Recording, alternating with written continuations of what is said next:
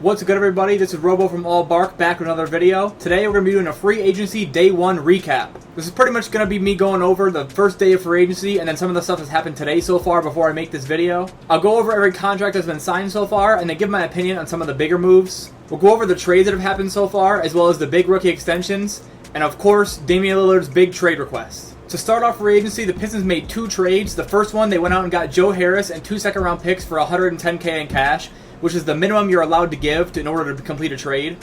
The second move they made was they went out and got Monte Morris from the Wizards in exchange for a second-round pick that they got from the Nets. I really like this move for the Pistons, as they really needed shooting out of Joe Harris, and then they needed a veteran backup point guard like Monte Morris to fit into Monty Williams' system. I know Monty said he really prefers that over a guy like Killian Hayes. I really do like Marcus Sasser for the Pistons as well, but I think he probably fits in better as a two-guard or maybe just an off-ball guard option next to Cade or Ivy or Killian or now Monte Morris. So I like these moves big time. I think Troy Weaver's done a pretty good job. They're pretty much out of cap space, and they have a pretty deep roster, so I wouldn't be shocked to see them move some other pieces, maybe upgrade at a spot, or just kind of take on extra contracts to really clear up the roster space a little bit, maybe get some more assets, and get ready for some trade deadline deals later this season. The next trade, the Oklahoma City Thunder acquired Victor Oladipo and draft compensation for the Miami Heat for, again, as minimum as you can get in money, $110K. This was basically an asset gathering move for the Thunder to help the Heat out with a potential Damian Lillard trade down the line. They really just needed a clear salary, and they get a reunion with Oladipo and a Thunder. He probably won't play right away. He's dealing with that injury recovery, but I do like the move for the Thunder. I think they just continue to stockpile assets. They're in a great spot. The most recent trade is the one that just went down a little bit ago before I make this video. The Pacers acquired Obi Toppin from the Knicks for 2 second-round picks in the future. I think the Pacers are really just trying to continue to build depth, trying to push for the play-in. Obi Toppin just didn't have a great relationship with the Knicks, especially Tom Thibodeau. I think he definitely was on the trade block, and they were just trying to get rid of him. And the Pacers get another guy they can add to their depth and continue to push for that play-in spot. Next, I'm going to go over the 3 rookie extensions that have happened so far. Starting off with Tyrese Halliburton signing a 5-year deal worth up to $260 million. This is a good deal for him and the Pacers. I think he's definitely the franchise cornerstone guard. They had to pay him. It's a contract that makes sense. If he makes All-NBA, he'll make that $260 million. I think it was a smart deal for them. Overall, just had to be done. Next is Desmond Bane, 5 years, $207 million with the Grizzlies. Again, another deal that we just knew was coming. $207 is a lot of money for a guy like Desmond Bane, but it was probably what he was worth. He was going to get that no matter what. They can't lose a guy like that. So that's a good deal for them as well. And then the last one just came out. It was LaMelo Ball getting the same contract as Halliburton. 5 years, $260 million. Again, all contingent on hitting the All-NBA mark. So those are the 3 rookie extensions. I'm assuming we're going to see a little bit more coming in the next coming days. Before I get into actual contract signings, I will go over the Damian Lillard trade just to get it out of the way. Damian Lillard requested a trade today, finally. It's something that's been brewing for a long time. I think there's definitely a preferred destination with the Miami Heat. I think that's definitely where he's going to end up going. It is rumored that the 76ers and Nets also are willing to offer packages. I do think the Heat end up winning this race, that's where Damian Lillard really wants to go, and I think Portland really values that. Even though they may not have the best package, if as long as it's in the same realm, I think they're going to do Dame a solid and send him to Miami where he wants to be. The package Miami could include is something around Tyler Hero, Duncan Robinson, and draft picks. If the Blazers make this trade, I could see them trying to reroute Hero or just rolling with a core of Scoot, Hero, Simons, Sharp. I think they're in a great spot for somebody who really hasn't been tanking at all. A potential Nets package would be something around Spencer Dinwiddie or Dorian Finney-Smith. I could see Ben Simmons being involved. I just don't know if the Trailblazers really want to do that. I think they may try to keep him in Brooklyn and go for Dorian Finney-Smith or Spencer Dinwiddie, something they can maybe flip in the future. And then if Dame does go to 76ers, I think it would be in a Harden 3-team trade.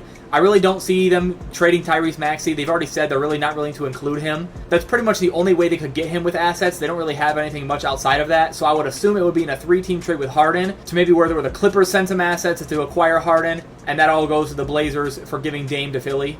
So those are the 3 destinations I can see him going to. I think the Heat are the preferred destination and also the most likely destination. Obviously, this is huge news. This is something we've been waiting on for a long time. Everyone's been making jokes about Damian Lillard staying and everything. They did just pay Jeremy Grant. It seems they intend to keep Jeremy Grant, so we'll see what happens with that. I don't know if they'll look to trade him in the future, or if they want to keep him for the future and to build around some guys. Maybe he's a key veteran they sign. But I'm going to go ahead and move on to the contracts that have been signed so far. We're going to go in order of team, so these aren't going to be in exact order for how they sign. We're just going to go in team by team. Starting off, the 76ers just signed Patrick Beverley to a 1-year, $3.2 million deal. I like this move. If they're trying to push for contention again, if they're losing James Harden, they want to go get Damian Lillard. Patrick Beverley is a solid backup point guard who provides defense and a great locker room fit. I think this is definitely a solid move. It's a pretty cheap deal. Next, of course, I just talked about the Trailblazers signed Jeremy Grant to that 5-year, $160 million deal. It is a really big contract. I don't think it's as bad as people are saying. It's only $32 million a year when you compare that to like Cam Johnson, who just got $27 million, or of course the Desmond Bane rookie extension where he's getting close to 40 plus. I don't think it's that bad of a contract. It is a bit weird if they trade Dame and they go into this rebuilding mode, but he could be a solid veteran to help teach the young guys, or he could be a trade piece in the future. Next is the Milwaukee Bucks, who retained Chris Middleton and Brook Lopez. They signed Chris Middleton to 3 years, $102 million, and Brook Lopez to 2 years, $45 million. Drop the bag for keep their guys, keep their core together, and run it back. Maybe they improve the roster a little bit, hope that the whole 8 seed, 1 seed thing doesn't happen again. I definitely think the Bucks were a team that just needed to run it back, try it again. If it doesn't work, they can reevaluate their future, but I definitely think they could not let these two guys walk, especially with the Rockets pushing for Brook Lopez as hard as they did. They really couldn't afford losing him, as he's just a huge part of their ability to contend for championships. Next is the Chicago Bulls, who signed Kobe White to a 3-year, $40 million deal, and Javon Carter to a 3 years, $20 million deal. They really needed to keep Kobe White. I think that was a smart deal. It is a little bit more than I expected, but I like the Javon Carter deal. It's right in the range I expected him to get. He is a solid quality backup point guard. I thought the Bucks would try to retain him, but signing with the Bulls was a good option. The Bulls are in a weird spot to me. I don't know if they're going to tank in the future. It really depends on how they start the season. If around that deadline period they're not doing too well, I could see them blowing it up. But if they are in the playoff hunt, this is definitely a good pickup. Moving on to the Cavaliers, they re-signed Karis LeVert to a 2-year, $32 million deal. And then they brought in Max Strus on a 4-year, $63 million deal, and Georges Niang, 3 years, $26 million. The Niang deal makes sense to me. The Strus deal, I think, is a slight overpay, but if that's what his market was going for, then I don't really blame them. They really could continue to use shooting on the wing, and both of these guys really bring that in. Definitely 2 solid moves for the Cavs as they look to continue to push to contention. The Boston Celtics only made 1 move so far. They picked up O'Shea Brissett. 2 years, $4.6 million. It's a solid value contract. He's definitely a depth guy there for them, but they can bring a little bit of two-way ability on the wing. Moving on to the Memphis Grizzlies, they signed Derrick Rose to a 2-year, $6.5 million deal. I like this deal for them. A veteran point guard, he could help mentor Ja Morant. I think he's still got it in him. I don't think the Knicks really wanted to play him at all, which is why he wasn't playing. But I think he can definitely provide the Grizzlies with some solid veteran play. They've got a great guard trio now with Ja, Marcus Smart, and Derrick Rose, so it was a solid move. Next, the Miami Heat, who are trying to build a roster to contend with Damian Lillard if they're able to pull that trade off, went ahead and re-signed Kevin Love to 2 years, $7.5 million. Then they brought in Josh Richardson and Thomas Bryant on pretty cheap 2-year deals. Those are 2 great bench pieces that can help their depth and ability to win this year. Next is the Sacramento Kings, who brought Trey Lyles back on a 2-year, $16 million deal. That's a realistic range for him. But the underrated move they made was they signed EuroLeague MVP Sasha Vezenkov. The details in the deal aren't really announced yet, but I think this is an underrated pickup. He could be somebody that actually has a role for them on the bench. He's got a lot of ability, and I don't think many people were considering him at all in this free agency. So we'll see how that comes about. I'm interested to see what the details are and what their role for him is. Next is the Los Angeles Lakers, who have a huge free agency so far. They retained Rui Hachimura, D'Angelo Russell, and Austin Reeves so far. They brought in Gabe Vincent on a 3-year, $33 million deal, Cam Reddish on a small 2-year deal, and Taurean Prince on a 1-year, $4 million deal. The Austin Reeves contract is the best of free agency so far in my opinion. 4 years, $56 million. That's a massive underpay in my eyes. I would have been fine with the Detroit Pistons offering him a much bigger offer sheet than that, but they're able to retain him for 4 years, $56 million, which is around like $15 million a year. It's actually $14 million on the dot per average salary. I think it's a steal deal for them. He's going to be a big part of their future as well as their ability to contend this season. The Lakers have really gotten better this offseason so far. We'll see what they continue to do, but I definitely think they're continuing to build the right roster around LeBron and Anthony Davis as long as they can stay healthy. I think the moves they've made so far put them right back in the hunt for title contention in the West. Next, the Orlando Magic, a team that kind of lacked a little bit of shooting, went out and got Joe Ingles. 2 years, $22 million is a bit of a head scratcher to me, but to be honest, they probably just need a veteran in the locker room, and he can provide some solid shooting off the bench if they play him a bit. Overall, I think this was definitely just a veteran move where they went out and got somebody who can help them in the locker room, help develop some of the younger guys, and maybe just improve the team shooting in general. Next, the Dallas Mavericks retained Kyrie Irving on a 3-year, $126 million deal. Then they brought in Seth Curry again from the Nets, 2 years, $9 million. I think is a solid pickup for them, another bench shooter that can help their team in general try to contend back in the playoffs. The Brooklyn Nets so far offer Cam Johnson a bag, 4 years, $108 million, which breaks down to about $27 million a year. That's a pretty big contract for him, but I don't think it's terrible. I think that's pretty much right around where the Pistons were considering offering him. So they went ahead and made sure they got him before the Pistons or anybody offered a bigger contract that they would be able to match. Then they also brought in Dennis Smith Jr. on a 1-year deal. That's a solid backup point guard for them. So far, the Nets haven't made any moves that have pushed them into playoff contention. I think they're definitely still a play-in level team. We'll see what goes on from here as they potentially look at trading for Damian Lillard to help them push into that next level of East contention. Next is the Denver Nuggets, who have just brought back DeAndre Jordan and Reggie Jackson. Reggie Jackson's a 2-year, $10 million deal. DeAndre Jordan's on a 1-year, almost minimum deal with $3 million on it. Both are cheap deals, so there's not really to think of it other than just bringing it back, trying to run it back with their same core. I don't think either of them play very much, but of course you want to keep your locker room together, keep everybody unified, so not a bad move on either part. One of the bigger deals this offseason, Bruce Brown to the Pacers, 2 years, $45 million. That second year is a team option, so if he doesn't perform up to standard, they can just let him go after that 1 year. But if he does, then the Pacers will continue to build towards the play-in push. Bruce Brown's a great option for them. I do think it's a bit of an overpay, but we'll see what happens. But I do like the addition for the Pacers. If they're looking to make the play-in, I think he's a solid fit at the 2 or 3 as a starting player. He can provide some floor spacing, hard-nosed ability, and great defense. I like what Bruce Brown brings to the Pacers. I think he's a solid pickup regardless. Next, the New Orleans Pelicans retain Herb Jones on a 4-year, $53 million deal. I was really confused and there was reports that they might let him walk. I think he's a guy they definitely need to keep for their future. Just his defensive ability in general is just huge for them. If they want to make it back to the playoffs, they really need to keep Herb Jones, and that's exactly what they did long term. Next, the Toronto Raptors picked up Jakob Poeltl again on a 4-year, $80 million contract, and they brought in Dennis Schroeder on a 2-year, $25 million deal as a Fred VanVleet replacement. We'll get into just in a second. I'm not really sure what the Raptors' plans are for the future. I think they're just going to try to run back the roster, try it again. If it doesn't work, maybe they'll blow it up at the deadline. They definitely got worse at the guard spot, but considering the contract Fred VanVleet got from the Rockets, I'm not surprised at all they let him go. I do think the Raptors are a team that do need to blow it up, but if they're in a better position come deadline time, they could be buyers, try to upgrade the point guard spot again at the deadline, and then really see if they can make a playoff push again this season. Next, as I was just saying, Fred VanVleet signed with the Rockets, 3 years, $130 million. We'll see if that third year is a team option. I don't think it is, but there's some rumors that it could be, which would be much better for the Rockets. This is a huge contract, $43 million a year.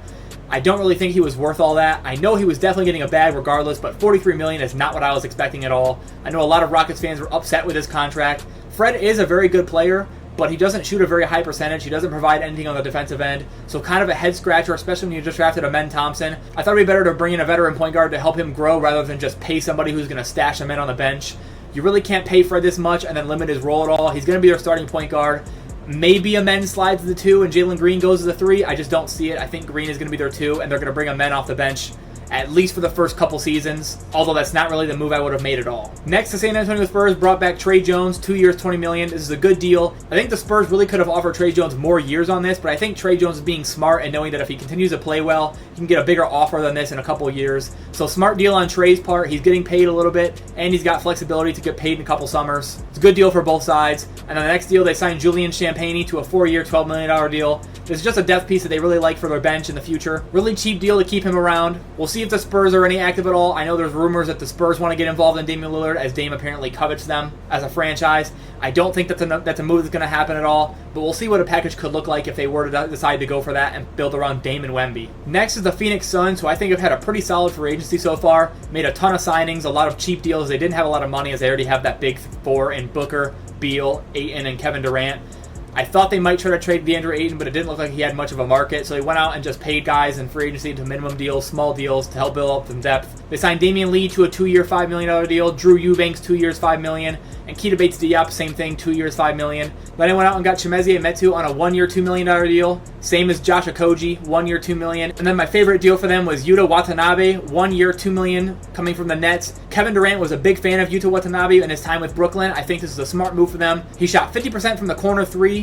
I think it's a great move for the Suns. He's going to be a big part of their bench, and the Suns really need to improve their bench in order to contend for a title, because even though they have a great first 4, they really had nothing outside of that heading into free agency. I think they've done a pretty good job so far. Moving on, the Minnesota Timberwolves signed Shake Milton to a 2-year, $10 million deal, and Nickeil Alexander-Walker to a 2-year, $9 million deal, and then Troy Brown, 2 years, $8 million. These are pretty much just depth signings. I honestly like the Shake Milton deal a lot. I think he's a solid player. I think it's pretty good value for Shake. We'll see what their role is for him, if there's a backup point guard, if they want to start him. Nickeil Alexander-Walker is a solid scorer off the bench, and then Troy Brown is kind of just that do-it-all, all-around small forward who can help a little bit defensively and be a good locker room player. So solid signings for the Timberwolves on day one. Moving on next is the Golden State Warriors, who went out and re-signed Draymond Green, 4 years, $100 million. Pretty big contract, but again, you just can't lose this guy. big part of their core. Him, Steph, and Clay are likely going to retire as Warriors, which I don't blame them at all for. They need to continue running it back, trying to win titles with them until they go, and then they can enter that rebuild at a later time. Lastly, the Wizards, with honestly a big shock of free agency. I didn't expect them to do this, but they went ahead and brought back Kyle Kuzma on a 4-year, $102 million deal. Pretty solid deal for them. This isn't super overpay at all, and I was just kind of surprised. I thought they would try to enter into more of a rebuild scenario, but now they bring back Kuzma, and they have Jordan Poole. This is a team that probably could be the worst team in the East, but they also have a potential to be a play-in team if they continue adding. I don't expect that at all, but Kuzma and Poole is a pretty solid duo offensively. Defensively, that's a completely different story, but I think they do have a pretty solid core already as they continue to look to rebuild in the future. So we'll see what they do with the remainder of free agency to see if they're going to upgrade the roster or keep adding some younger players onto some smaller deals. I'm going to come back tomorrow with another video going over the rest of the deals that happen later today as well as early tomorrow. The top guys I have left on the board right now are guys like Russell Westbrook, PJ Washington, Miles Bridges, Kelly Oubre, Dylan Brooks, Dwight Powell, TJ Warren, Grant Williams, Mason Plumlee. Still a lot of guys in free agency so far. We'll see where they sign, if any of them sign later today. And then if a Damian Lillard trade happens, I may have a video solely dedicated to that coming out soon. So we'll see what happens with the Lillard front as well as the remainder of free agency. Regardless though, it was a huge first day of free agency. I'll see you guys in my next video tomorrow coming for day 2. Peace.